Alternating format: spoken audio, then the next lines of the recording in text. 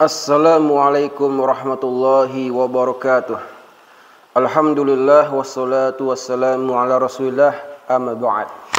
Ikhwani fid din rahimakumullah. Insyaallah pada sore ini kita akan bahas sebuah tema tentang mengapa Muhammadiyah tidak bermazhab. Ada pertanyaan, saya sebagai warga Muhammadiyah kadang-kadang merasa aneh atau bingung. Mengapa Muhammadiyah tidak bermazhab seperti ormas lain yang cenderung ke Imam Syafi'i? Baik.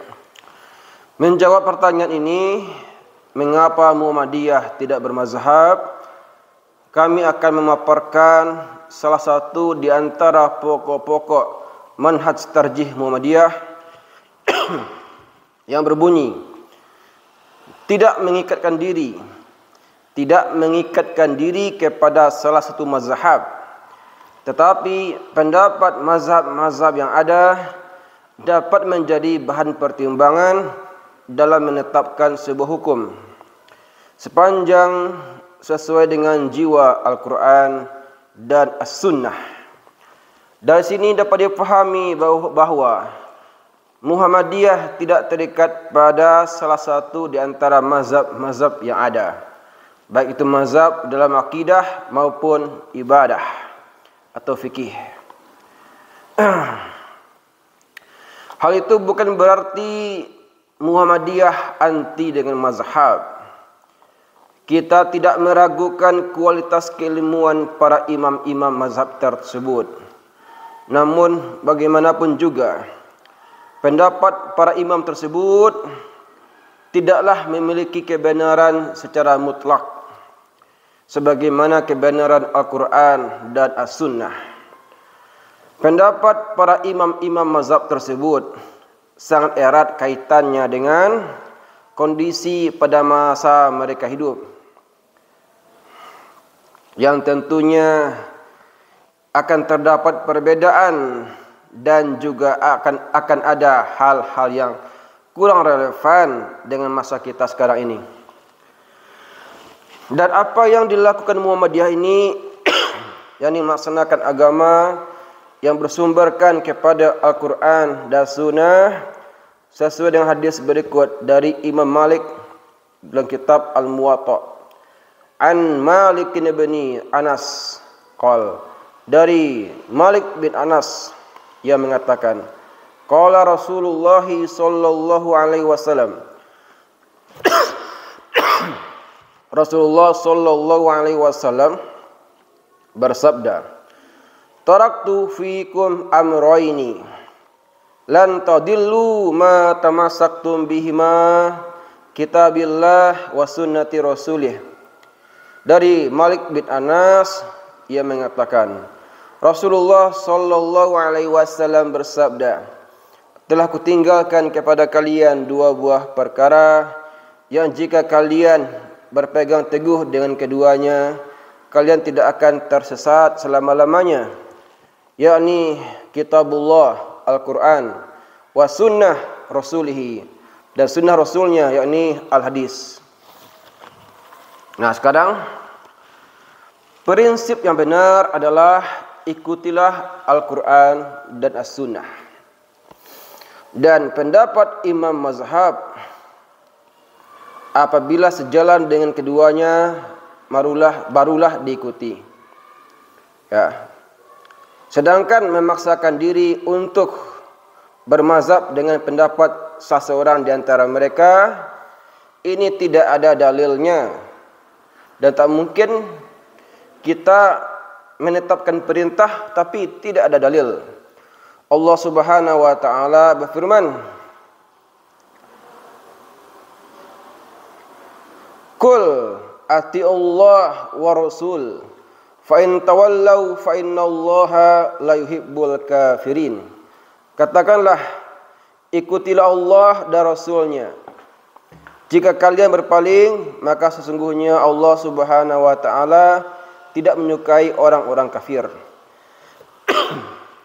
Juga firman-Nya, Ya ayyuhallazina amanu ati'ullah wa ati'ur rasul wa ulil amri minkum fa in tanaza'tum fi syai'in farudduhu ila Allah wa Rasul. Hai orang-orang yang beriman, patuhilah Allah dan Rasulnya dan ulil amri di antara kalian. Makna ulil amri ada dua. Yang pertama pemerintah, yang kedua adalah ulama.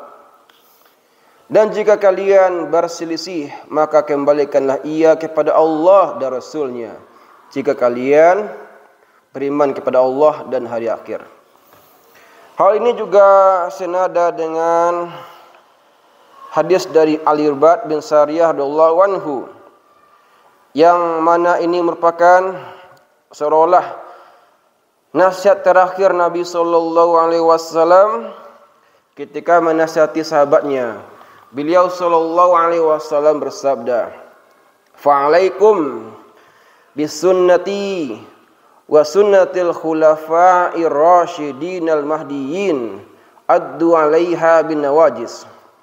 Maka hendaklah kalian berpegang teguh dengan sunnahku dan sunnah khulafa rasyidin yang mendapatkan petunjuk. Pegang teguhlah dengan gigi gerham kalian. Dan Abu Bakar As-Siddiq radhiyallahu anhu juga memberikan nasihat. Beliau mengatakan, "Lastu tarikan syai'an kana Rasulullah sallallahu alaihi wasallam ya'malu bih illa amiltu bihi." Tidaklah aku meninggalkan sebuah pekerjaan yang mana apabila Rasulullah mengerjakannya, aku pasti ikut mengerjakannya. Inni akhsha in taraktu syai'an min amrihi in azigh. Sesungguhnya saya khawatir dan takut jika aku meninggalkan sedikit pun apa yang beliau kerjakan. Nah, sekarang kita simak apa yang dinasihatkan dan diwasiatkan oleh imam mazhab. Yang pertama, wasiat dari Imam Abu Hanifah dan muridnya Abu Yusuf rahimahumullah. Mereka berpesan, la yahillu li ahadin ayyakula biqaulina hatta ya'lamu min aina qulnahu. Tidak halal bagi seorang pun yang berfatwa dengan ucapan kami, yang mana dia sampai ia mengetahui dari mana dasar kami mengambil itu. Kemudian wasiat dari Imam Malik rahimahullah. Beliau mengatakan, innama ana bashar. Sesungguhnya saya ini manusia biasa seperti kalian. Ukhti'u wa usib. Terkadang saya betul dan terkadang saya salah. Fanzuru fi qawli faqulu ma wafaqal kitab wa sunnah faquzu bih. Maka perhatikanlah setiap pendapatku. Jika sesuai dengan Al-Quran dan Sunnah, maka peganglah. Wa ma lam yuwaffiqil kitab wa sunnah fatrukuhu. Dan setiap pendapatku yang tak sesuai dengan Al-Quran dan Sunnah, maka tinggalkanlah. Kemudian wasiat dari Imam Abu Hanifah dan Imam Syafi'i.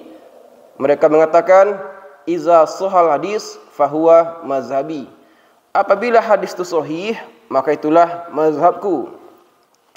Dan Imam Syafi'i mengatakan, iza sahal hadis fatribu biqauli al-ha'it. Apabila sebuah hadis sahih, maka lemparkanlah pendapatku ke tembok. Ya. Wa iza ru'aital hujjah mawdu'atan ala tariqi fahiya qauli. Dan apabila engkau mendapati di jalan hujah yang bersumberkan pada Al-Quran dan Sunnah, maka itulah pendapatku. Dan Imam Ahmad rahimahullah mengatakan, bila berwasiat, man radda hadisa Rasulullah sallallahu alaihi wasallam fahuwa ala syafa halakah. Siapa saja yang menolak hadis Rasulullah sallallahu alaihi wasallam, maka dia berada di tepi jurang kebinasaan. Ma'asyiral muslimin rahimakumullah. Kesimpulan kita pada sore ini adalah satu. Tidak mengikuti mazhab Ya, bukan berarti tidak menghormati mereka. Ya, namun hal ini justru langkah untuk menghormati mereka karena mengikuti metode dan jalan hidup mereka serta melaksanakan pesan-pesan dan nasihat-nasihat mereka serta pesan mereka agar kita tidak bertaklid, ya. Jadi sebenarnya hal penting yang perlu diikuti adalah menggali pendapat mereka, yaitu dari Al-Quran dan Sunnah Rasulullah SAW yang sahih dan tak diragukan lagi kebenarannya.